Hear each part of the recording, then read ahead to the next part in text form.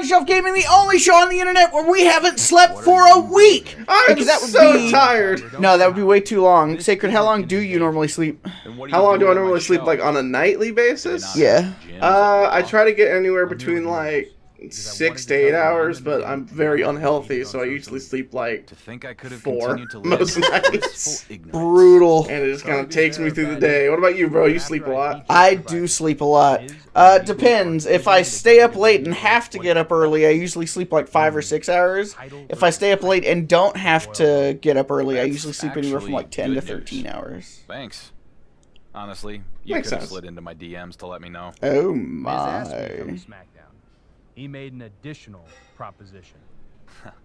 Let me guess. Man, Cody looks just like Cody, but also really weird. Yeah. Just like Cody. He's such an odd-looking man. Not an attractive-looking man. He's an odd-looking man. He has a combination of a lot of features that are just odd. Odd on a human. Right. So what do you say? Cody Rhodes kind of looks like a human if you describe a human to an alien. You know what? Hell with it. I'm in. Hell yeah, let's team up. Gonna fucking crush the tag team division. As if they weren't being crushed enough just by existing. Yeah. I would never want to be a tag team guy. Same. Some of my favorite wrestlers are tag team guys primarily. But God, I just don't want to be a tag team wrestler. They just get no respect. They don't. Because Well, especially not in WWE. Oh, yeah. But I know we've talked about that before. It's just like, you know, a tag team can be like the most dominant tag team in the entire tag team division. They've been undefeated for years. And then you put two main eventers who hate each other on the opposite end of them, and they get fucking steamrolled every time. Right. Well, it's just like when, and I don't recall, I can't remember if the match actually happened or not, if it was just something that they were talking about after the fact that they had tried to get them to do. But when they wanted a 3-on-1 handicap match, CM Punk versus The Shield. All right. And they were like, yes, CM Punk, you know, we need you to win, but also we need Roman Reigns to look really good. Right. And it's like, you can't look really good and lose a 3-on-1 handicap match. Right. And, like, they're supposed to be a fucking unit. Right. Like, how are they going to be a unit, be 3-on-1 and lose? I don't care if he's been the champion for 1,000 years. Right. No, 100%. What do you think is like the worst booked tag team or like stable in wrestling that you can think of? Like right now or ever? Just ever in general. Because there are some contenders. There are, but it's like, is it just people who got fucked the most, or is the people like who might have actually had potential for something good? Probably just had the potential to do something good. Because, like, you know, some tag teams come through and they're clearly meant to be, like, the jobber tag team. Right. They're not meant to be taken seriously. You know. But then there are other groups who, like I would say Crime Time comes to mind. Because, like, they were over as hell. And, you know, Shad and kind of JTG were pretty good in the ring, all things considered. But then they just never fucking went anywhere. Right. You know, they never got a chance to even compete for the titles, I think. Well, they probably competed for the titles once or twice, but I know they never won them. And then, I don't know, the only thing people remember about Crime Time, the only two things are when Lita retired, and they were part of that whole fucking sham of selling her stuff. Right. And also when they broke up, and Shad turned on JTG. Yeah. So it's like, they come to mind for me in terms of like, you know, like underutilized tag teams that could have done something. Either they were over, and they were good enough in the ring that they could have done it. Especially in like 2007. Like, who cared about the tag team division in 2007? Right. That's fair. I don't know, are we including like stables too? I would say stables, yeah. Because to me, the first one that comes to mind, I think, is the Core. Oh, yeah. Because, like, they were a spin-off of the Nexus, who the Nexus, they did some good stuff and some bad stuff. Right. But, like, they spun off, they had the new Nexus, which they screwed up, and they had the Core, which they completely screwed up. It's just like, man, those two things were your chance to try and, like, correct course for having screwed up with the original Nexus. Right, well, yeah. And he was like, what if we just fuck it up again? Yeah. Worse. Like, they introduced the core, and like, okay, so the core, they're gonna, like, do a hostile takeover SmackDown, right? They're smaller groups, they're gonna go to the smaller show and take that one over, like the Nexus took over Raw for a little bit. No, they're mainly gonna hang out in the mid-card and basically exclusively bully Ezekiel Jackson. Okay, well, they're at least going to beat Ezekiel Jackson, right? No, Ezekiel Jackson is going to be the Intercontinental Champion for like a year. Yeah, no, it really just... And they're not the only ones. It's just... Because so many teams that are like, oh, they didn't do anything with them when they could have. That was by design. Right. But, like, there's also a bunch of times when it's like, man...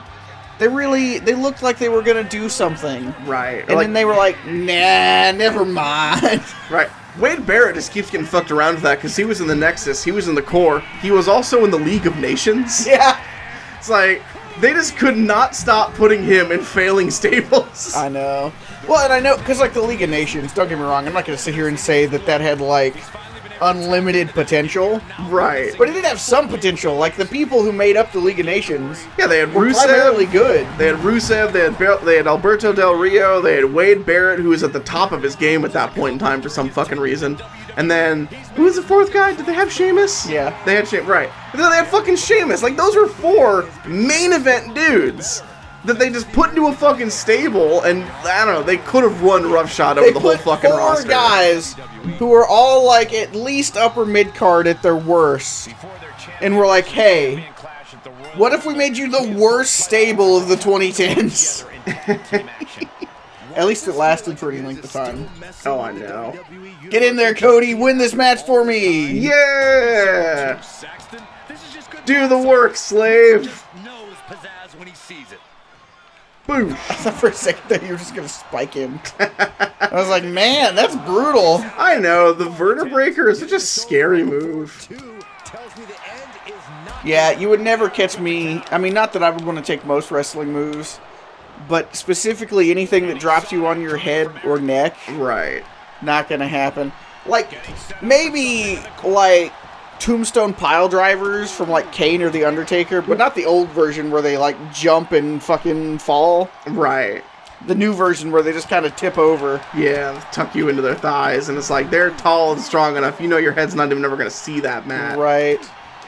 Honestly, though, it's really funny because some of the best looking, at least with the new style, I feel like all the best looking tombstone pile drivers are everybody who has long hair. Right. And pretty much all the worst looking ones are everybody who doesn't have long hair. Right. That hair flip really adds a lot to it. Well, because it's hanging down, you know, it's already halfway to the ground, and then they fucking go down, and it just flattens out somewhere in the vicinity of where the top of your skull is. So it looks like you really hit. But then if you've got short hair, it's just like, oh, he had like 6 inches of clearance left. Right. Which, don't get me wrong, not that I'm saying they should be like going out of their way to make it look better at the expense of what if they accidentally actually kill somebody. Right. But at the same time, it's like if a move just doesn't look very good, maybe you just don't do it. You get back in here, Ivar. Or you're Eric. You get back in here. Can't believe you mistook me for Ivar. We look totally different. Well, in my defense, you also look totally different from Eric, too. Well, that's fair. God damn it, Cody, you're so fucking slow. There's no way Ivar's not going to get up. Yeah, he's back. Oh, and he fucking countered anyway. Also, she's getting a kendo stick? Yeah, she does that. Damn it, Cody! Oh, it's okay. Ivar, don't you fucking put your hands on me, Valhalla. I'm Cody Rhodes. I'm the son of a plumber. I'm the American Nightmare. Because whenever you close your eyes, you're dreaming about being murdered. Who do you see doing the murder? Me, Cody Rhodes. Ah, damn it, Cody. American murderer. Good. Go, CRANDON, to break up the pin. No, you're not tagging out. Fuck you. Man, can't wait until they they make a movie where it's just fucking Freddy Krueger, but instead of being Freddy Krueger, it's Cody Rhodes. It's gonna be fucking great. I'd watch it. Too easy. Man, Crandon didn't have to do almost anything in this one. Yeah. It's nice to finally get a day off after like 10,000 days or whatever it is of just being the fucking boss. Being the fucking workhorse over here. And Cody Rhodes. The combination, and I know there's only so much you can do. Because, like, you can't make everything sound natural without recording individual lines, which is just not possible. Right. But that kind of stuff is so fucking funny. Oh, I know. Well, like I was saying before, I've been making a ton of wrestlers just to do, like, my own fucking, universe mode at home. And it's like, it is insane to me, some of the line reads on some of these fucking, like, names and shit. It's like, okay, how the fuck did you get that out of that? It makes no goddamn sense to me. Yeah, well, I can't remember which game it was, but it's one of the games that's probably somewhere between 10 and 15 years old now. Hey, partner, you ready where you could make, make your own championships. Partner now? And be like, okay, what are you going to call it? It's like, I want it to be the WWE World Championship. And then you hear, what's his name, the guy who used to announce on Raw, or not announce, be a ring announcer. Like, what the hell is that supposed to mean? Josh Matthews? It means you something spent like our that. whole Something, match out I there forget exactly who it was, walking but whoever he is, instead of working he does all these line reads for all these words, and he's just like, WWE World No problem. Championship! I know. It's like, alright, well, I'm not naming it that after all. Opponents are the SmackDown Tag Team Champions, and they are not going down without a fight. Don't worry, I'm focused. My eyes are most definitely on the prize. Crandon sees nothing but gold. Maybe the next Hell time yeah. together in an airport, He's got that we'll Midas share a touch every feud. Man, you think Crandon just does have, like, gigantic life-size golden statues of everyone he's dominated during this championship reign with all the championship money he's been making? Oh yeah, he's got to commemorate his meal somehow.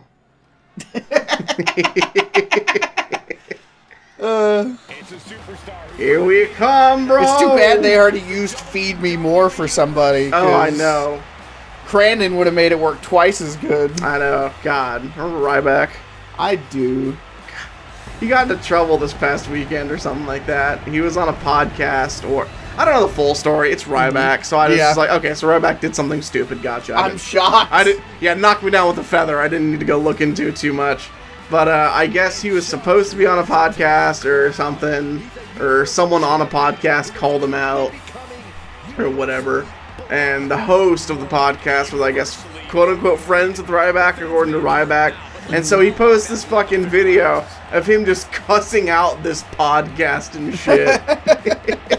And their fucking response was to call Mark Henry, who fucking hates Ryback, and they're just shit-talking Ryback with Mark Henry over the phone. God, that's fucking great, though. Oh, it's fucking wonderful, because fucking Ryback was, like, begging Mark Henry to come see him when he goes to Vegas so they can, like, bury the hatchet and, like, have a discussion. Mm-hmm. Because, Mark Henry, quote-unquote, buried Ryback years ago. Calling him, like, unsafe and just bad worker. The thing that only Mark Henry's ever said about him. Yeah, definitely not tons of people that worked with Ryback have ever said that. Well, they're fucking beefing for years, and so now he's literally going on Twitter and begging Mark Henry, still blaming him, like, I know you started it, but let's be men and talk about this when you touch down in Vegas. And they're fucking talking to Mark Henry about this on the phone, and he's like, man, I'm in Vegas all the time. It's like, I'll meet you, but you gotta work on my schedule, and blah, blah, blah. And it's just like, God, Ryback, you were just the dumbest motherfucker. I think we're gonna get blocked on Twitter by Ryback now for mentioning him, because I swear to God, he somehow finds it every time, no matter who it is. He's got a spider sense. No matter how small their fucking following is, he just knows that they talked about him. Well, there was this dude who just put out a video on Ryback just a couple days ago, and before the video even came out, like, he announced 2 days before the video came out, hey, the video about Ryback should be dropping soon. He got blocked by Ryback on Twitter. That could have been the biggest dick sucking of Ryback's life, and you wouldn't have even known it. Yeah. I say that. You know Ryback watches every single video on him. Oh, yeah. He blocked him and then put him on the list of people to follow so that he can... You know, there's another fucking account out there, Tryback, where he follows everyone who talks about Ryback so he can watch for them to say stuff and look and see what they think. God. Just stop sucking at everything, Ryback, and maybe you'll find some success in life. Yeah. I mean, honestly, though, it's got to be really hard knowing that you peaked, like, 4 months after joining the main roster or whatever. Yeah, and you were still just crushing jobbers and local talents. Well, because he got that main event against CM Punk at Hell in a Cell. Right. When John Cena was injured. But it's like... Shut up. I got this. In an alternate reality... You know, maybe they give him the title and something totally different happens. But in our reality where they were like, well, he's the most popular guy, so we got to put him in the main event, but also he can't win. Right. It's like... I mean, don't get me wrong, that's a higher peak than me. I've never even gotten close to main eventing a WWE pay-per-view for the WWE Championship, so don't let me sit here and act like I'm some, you know, way better, more successful person than Ryback was at his peak. Right. But he's never going to get there again. Never. Not even close. He's ensured that. Well, yeah. Well, it's like, I love that fucking, you know, that poll goes around where, like, everyone voted twice for him to just retire. Well, it's like... One of the places that he said, like, hey, where do the fans want to see Ryback next? One of the options was WWE. Brother, you're never going back. No. Well, especially now that Vince is gone. Right. Like, don't get me wrong, Triple H is also a gigantic wall of meat, and I'm sure he has a lot of respect for gigantic walls of meat like himself. But not in the same way that Vince does. Oh, no, sir. So, like, I could have seen Vince looking at me like, oh no, I'm sure it's going to be great this time. It's going to be no problems. But with Triple H, he's going to be like, man, this guy's been nothing but problems forever. Right. And I know the whole thing with WWE and, like, specifically wrestlers who left on bad terms coming back. The whole thing is never say never. Because fucking Brett came back, and then, you know, CM Punk came back, and all these other examples of people who shouldn't have come back. You know, they did. Ryback is just so loud. Yeah. Well, and one of the key things is that generally when they come back, they stop saying bad stuff about WWE and everybody who works there for a little while beforehand. Right. While they're trying. But like Ryback has never shut up about well, how and much. he can't help but talk shit even when he's trying to make things better. The champions are the underdogs, but I think that's the case tonight. You might be right. All right, Cody, get over here. I would say if you toss him out of the ring, you'll probably just be able to, like... Oh, that works too. I was going to say if you just, like, tag back-to-back-to-back times without doing anything else.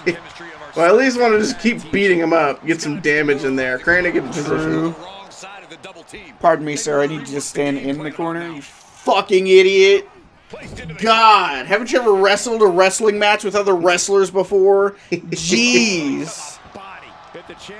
And back in here, please. Any minute count, Cody. Yeah, there we go. And now go you ahead need to tag back into Crandon. I know, I feel like this is so dumb.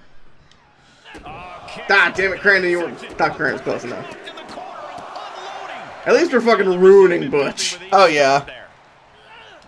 The only sad thing is because you keep tagging in and out, Crandon isn't even close to having a signature yet. Oops. Nice try, Butch. Alright, Crandon.